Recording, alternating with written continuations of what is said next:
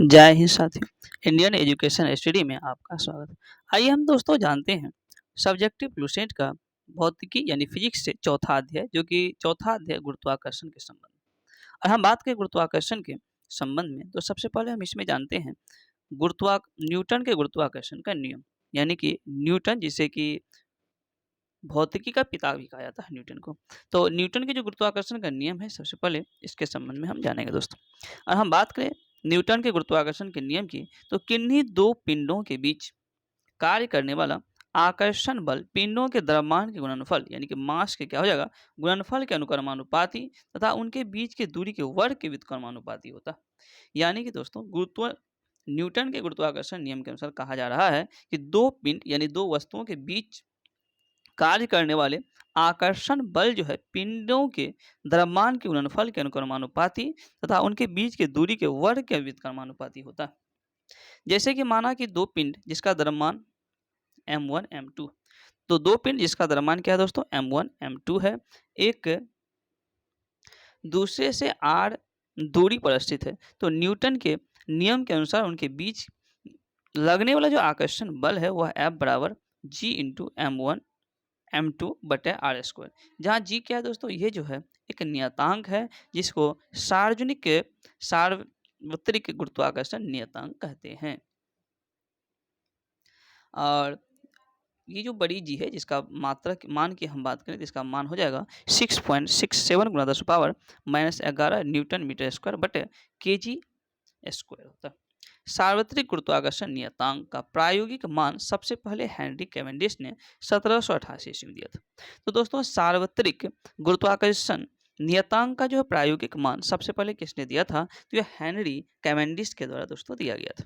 और हम बात करें गुरुत्व की यानी कि ग्रेविटी की, तो ग्रेविटी की हम बात करें तो न्यूटन के गुरुत्वाकर्षण के अनुसार दो पिंडों के बीच एक आकर्षण बल कार्य करता है। यानी कि दोस्तों न्यूटन के गुरुत्वाकर्षण के अनुसार दो पिंडों के बीच एक आकर्षण बल कार्य करता है। यदि इनमें से एक पिंड पृथ्वी हो तो इस आकर्षण बल को ही क्या कहेंगे, गुरुत्व कहते हैं। अर्थात गुरुत्व वह आकर्षण बल है जिसमें पृथ्वी किसी वस्तु को अपने केंद्र की ओर क्या करता है, अपने केंद्र की ओर खींचती है।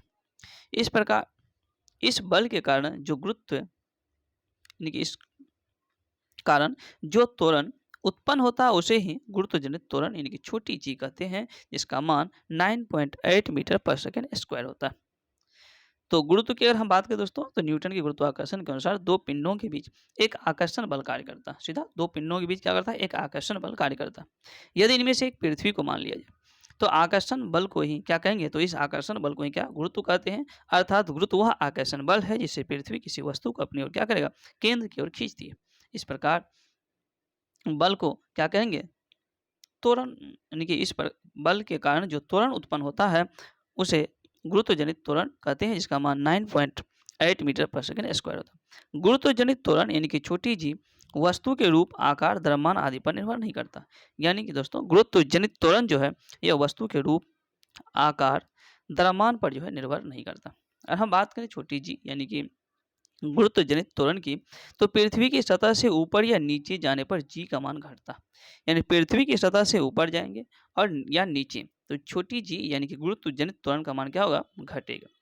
पृथ्वी के ध्रुव पर गुरुत्वजनित त्वरण यानी जी का मान क्या होगा, महत्तम होता है।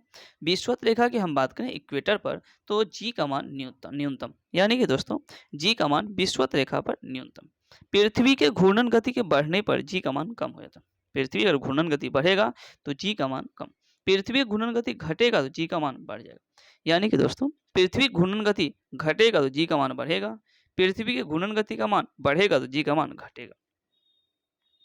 अगर हम बात करें यदि पृथ्वी अपनी वर्तमान कोणीय चाल से 17 गुना अधिक चाल से चलने लगे, पृथ्वी की अगर हम बात करें दोस्तों, तो पृथ्वी जो है अगर अपनी कोणीय चाल से 17 गुना अधिक चाल से घूमने लगे तो भूमध्य रेखा पर रखी वस्तुओं का भार शून्य हो जाएगा, यानी वहां भारहीनता की स्थिति हो जाएगी दोस्तों। लेकिन ध्रुव पर जी के मान में कोई परिवर्तन नहीं होगा। ऐसी स्थिति में दिन की अवधि 24 घंटा से घटकर 1.4 घंटा, अगर हम मिनट की बात करें तो 84 मिनट का हो जाएगा दिन की अवधि। और यदि पृथ्वी अपनी कक्षा के परितः घूमना ही बंद कर दें तो जी के मान में ध्रुवों को छोड़कर शेष सभी स्थानों में क्या होगा, जी के मान में वृद्धि हो जाएगी।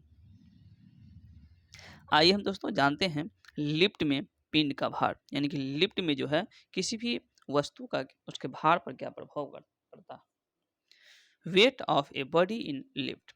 तो पहला पॉइंट है दोस्तों, जब लिफ्ट ऊपर की ओर जाती है, यानी कि लिफ्ट जो है जब ऊपर की ओर जाती है तो लिफ्ट में स्थित पिंड का भार बढ़ा हुआ, यानी कि लिफ्ट अगर ऊपर की ओर जाएगा तो भार बढ़ा हुआ प्रतीत होगा।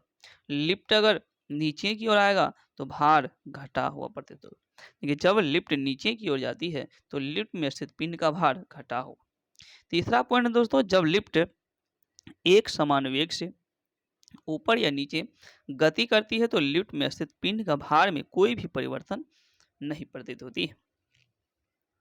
और हम बात करें चौथा पॉइंट की दोस्तों, तो यदि नीचे उतरते समय लिफ्ट की डोरी टूट जाए, मान लेते हैं लिफ्ट नीचे उतर रहा और इसकी डोरी क्या है, टूट जाए, तो वह जो है मुक्त पिंड की भांति नीचे गिरती है।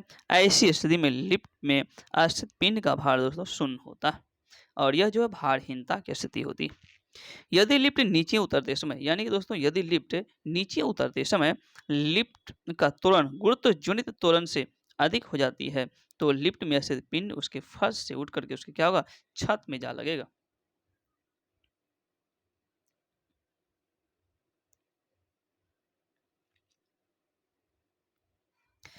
गैलीलियो गैलीली की अगर हम बात करें, गैलीलियो गैलीली ने सबसे पहले यह निष्कर्ष निकाला कि निर्वात में सभी वस्तुएं समान त्वरण के साथ गिरती है। यानी कि हम बात करें निर्वात में, अगर एक वैक्यूम है और यहाँ एक मान लेते हैं एक छोटा सा कोई पत्ता है और एक पत्थर है, दोनों को अगर गिराएंगे तो दोनों जो है नीचा गिरेगा या समान समय में गिरेगा। तो वही उसी के संबंध में यहाँ कहा जा रहा है कि गैलीलियो गैलीली ने सबसे पहले निष्कर्ष निकाला कि निर्वात में सभी वस्तुएं समान त्वरण के साथ गिरती है और एक ही समय में जमीन पर वह पहुंचती है। तो यह सबसे पहले किसने बताया, गैलीलियो गैलीली ने। अब है दोस्तों ग्रहों के गति के संबंध में केपलर का नियम। जैसा कि जानते हैं ग्रहों की गति के संबंध में जो नियम दिया केपलर नामक वैज्ञानिक ने दिया था। तो आइए जानते हैं केपलर ने ग्रह के गति के संबंध में कौन से नियम दिए। पहला नियम है कि प्रत्येक ग्रह सूर्य के चारों ओर दीर्घवृत्ताकार कक्षा में परिक्रमा करता, यानी कि प्रत्येक ग्रह जो है दोस्तों वह सूर्य के चारों ओर दीर्घवृत्ताकार कक्षा में क्या करता है, परिक्रमा करता है तथा सूर्य ग्रह की कक्षा के एक फोकस बिंदु पर स्थित होता है। प्रत्येक ग्रह का क्षेत्रीय वेग जो है दोस्तों ये क्या होता है, नियत रहता है। इसका जो प्रभाव यह होता है कि जब ग्रह सूर्य के निकट होता है तो उसका वेग बढ़ जाता है, यानी कि ग्रह जब सूर्य के निकट होगा उसका वेग क्या होगा, बढ़ जाएगा और जब वह दूर होगा तो उसका वेग कम हो जाएगा। तीसरा पॉइंट है ग्रह से संबंधित जो केपलर ने दिया था कि सूर्य के चारों ओर ग्रह एक चक्कर जितने समय में लगाता है उसे उसे परिक्रमण काल टी कहते हैं। परिक्रमण काल का वर्ग यानी टी स्क्वायर ग्रह की सूर्य से औसत दूरी आर और घन यानी कि आर क्यू के अनुक्रमानुपाती होता है, अर्थात टी स्क्वायर समानुपाती आर क्यू। अर्थात सूर्य से अधिक दूरी के ग्रहों का परिक्रमण काल भी अधिक होता है। यानी कि दोस्तों सूर्य से सीधा समझिए कि सूर्य से जो ग्रह जितना अधिक दूरी पर होता है उसका परिक्रमण काल उतना ही क्या होगा, अधिक समय का होगा और सूर्य से जो ग्रह जितना निकटतम यानी कि जितना निकट होगा उसका जो परिक्रमण काल का जो समय है उतना ही कम होगा। तो अर्थात सूर्य से अधिक दूरी के ग्रहों का परिक्रमण काल क्या होगा, अधिक होगा। उदाहरण के लिए सूर्य के निकटतम ग्रह बुध का परिक्रमण काल 88 दिन, यानी कि बुध का जो है परिक्रमण काल क्या है, 88 दिन। हालांकि सबसे दूरस्थ ग्रह क्या है, वरुण। सबसे दूरस्थ ग्रह वरुण जिसका परिक्रमण काल 165 वर्ष।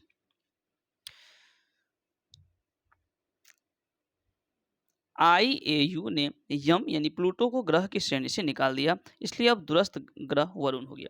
यानी कि दोस्तों इससे पहले 9 ग्रह हुआ करता था और 9 ग्रह में सबसे दूरस्थ का ग्रह कौन सा था, तो वह यम यानी प्लूटो था।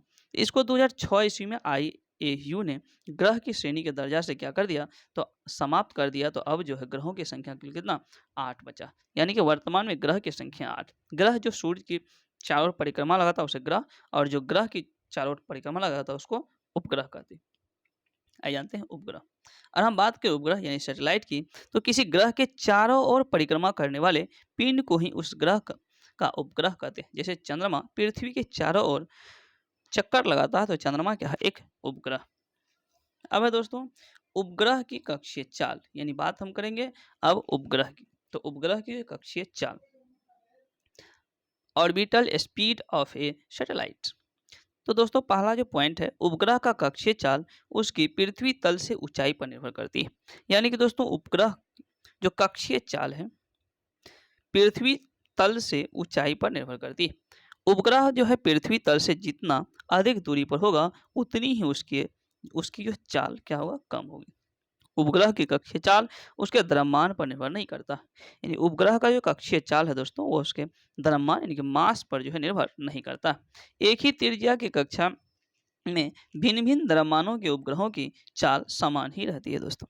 पृथ्वी तल से अति निकट चक्कर लगाने वाले उपग्रह का जो कक्षीय चाल है 8 किलोमीटर प्रति सेकेंड।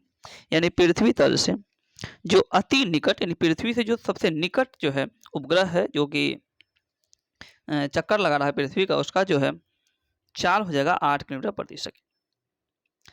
अब है दोस्तों उपग्रह का परिक्रमण काल। अगर हम बात करें उपग्रह के परिक्रमण काल की, तो उपग्रह अपनी कक्षा में पृथ्वी का एक चक्कर जितना समय में लगाता है उसे उस का परिक्रमण काल कहते हैं दोस्तों। अतः परिक्रमण काल कक्षा की परिधि बटे कक्षीय चाल। तो परिक्रमण काल जो है कक्षा की परिधि बटे कक्षीय चाल पर निर्भर करता है। उपग्रह का परिक्रमण काल भी केवल उसकी पृथ्वी तल से ऊंचाई पर निर्भर करता है दोस्तों। और उपग्रह जितना अधिक दूरी पर होता है उतना ही अधिक उसका परिक्रमण काल होता है। उपग्रह का परिक्रमण काल उसके द्रव्यमान पर निर्भर नहीं करता। तो दोस्तों उपग्रह का जो परिक्रमण काल है वह उसके द्रव्यमान पर जो है दोस्तों यह निर्भर नहीं करता। पृथ्वी के अति निकट चक्कर लगाने वाले यानी पृथ्वी की जो सबसे निकट चक्कर लगा रहा है उसका जो उपग्रह का परिक्रमण काल 1 घंटा 24 मिनट का होता है। आइए दोस्तों अब जानते हैं भू अस्थायी उपग्रह के संबंध में। और हम बात करें भू अस्थायी उपग्रह यानी जियो स्टेशनरी सैटेलाइट। तो भू अस्थायी उपग्रह की हम बात करें, यह एक ऐसा उपग्रह है जो पृथ्वी की कक्षा के लंबवत तल से यानी कि भू अस्थायी उपग्रह जो है एक ऐसा उपग्रह है जो पृथ्वी कक्षा के लंबवत तल में पश्चिम से पूरब की ओर यानी पश्चिम से क्या होता है पूरब की ओर पृथ्वी की परिक्रमा करता है तथा जिसका परिक्रमण काल पृथ्वी के परिक्रमण काल के बराबर अर्थात 24 घंटे का होता है। भू अस्थायी उपग्रह, इसे ही भू अस्थायी उपग्रह कहते हैं। यह उपग्रह पृथ्वी तल से लगभग 36,000 किलोमीटर की ऊंचाई पर रहकर पृथ्वी की परिक्रमा करता है। यानी कि दोस्तों भू अस्थायी जो उपग्रह है यह 36,000 किलोमीटर की ऊंचाई पर रहकर यह पृथ्वी की परिक्रमा करता है। भूतुल्यकालिक कक्षा में संचार उपग्रह स्थापित करने की संभावना जो है सबसे पहले आर्थर सी क्लार्क ने व्यक्त किया था। यानी कि भूतुल्यकालिक कक्षा में संचार उपग्रह यानी कि कम्युनिकेशन संचार की जो उपग्रह है उसको स्थापित करने की संभावना जो सबसे पहले तलाशा था यह आर्थर सी क्लार्क के द्वारा दोस्तों। अब है दोस्तों पलायन वेग। तो आइए जानते हैं पलायन वेग क्या। अगर हम बात करें पलायन वेग की, तो पलायन वेग वह न्यूनतम वेग है। पलायन वेग क्या है दोस्तों, तो पलायन वेग जो है वह न्यूनतम वेग है जिससे किसी पिंड को पृथ्वी की सतह से ऊपर की ओर फेंके जाने पर वह गुरुत्वीय क्षेत्र को पार कर जाता है दोस्तों और पृथ्वी पर वापस नहीं आता। उसे ही पृथ्वी के लिए क्या का पलायन की उसे ही क्या कहते हैं, पलायन वेग कहते हैं। सीधा सा समझिए पलायन जो है वेग, मान लेते हैं एक क्या है एक ग्रह, मान लेते हैं कोई क्या है ग्रह। तो पलायन वेग वह न्यूनतम वेग है जिससे किसी पिंड को पृथ्वी की सतह यानी कि इससे ऊपर फेंकेंगे और उस उतना ही इसको वेग से ऊपर फेंकेंगे जो कि ये पृथ्वी पर जो है वापस नहीं लौट कर आए। तो उसको उस जिस वेग से हम इसको फेंकते हैं, जो वेग से इसको फेंकते हैं उस वेग को क्या कहेंगे, पलायन वेग कहेंगे। और पलायन वेग जो है सभी पिंड का अलग अलग होता है। जैसे कि पृथ्वी का पलायन वेग 11.2 किलोमीटर पर सेकेंड होता है। तो दोस्तों पृथ्वी का पलायन वेग कितना 11.2 किलोमीटर पर सेकेंड हो जाएगा। अर्थात पृथ्वी तल से किसी वस्तु को 11.2 किलोमीटर पर सेकेंड या इससे अधिक वेग से ऊपर की दिशा में फेंक दिया जाए तो फिर पृथ्वी तल पर वापस नहीं आता। उपग्रहों के जो कक्षीय वेग है v0 बराबर √g/e तथा पृथ्वी तल से पलायन वेग ve बराबर √2g/e अर्थात ve बराबर √2u0 पलायन वेग कक्षीय वेग के √2 गुना होता है। यानी कि पलायन वेग की हम बात करें दोस्तों, तो यह कक्षा के जो वेग है उसके √2 गुना होता है। इसलिए यदि किसी उपग्रह का कक्षीय वेग को √2 से गुना कर दिया जाए, अर्थात 41% बढ़ा दिया जाए, तो उपग्रह अपनी कक्षा को छोड़कर क्या कर जाएगा, पलायन कर जाएगा। तो यहाँ दोस्तों चौथा जो अध्याय यहाँ पर समाप्त होता है। अगर ये वीडियो पसंद आए तो कृपया इसे लाइक करें, और चैनल पर अगर आप नए हैं तो कृपया चैनल को सब्सक्राइब करें, अपने दोस्तों में शेयर अवश्य करें। Thank you.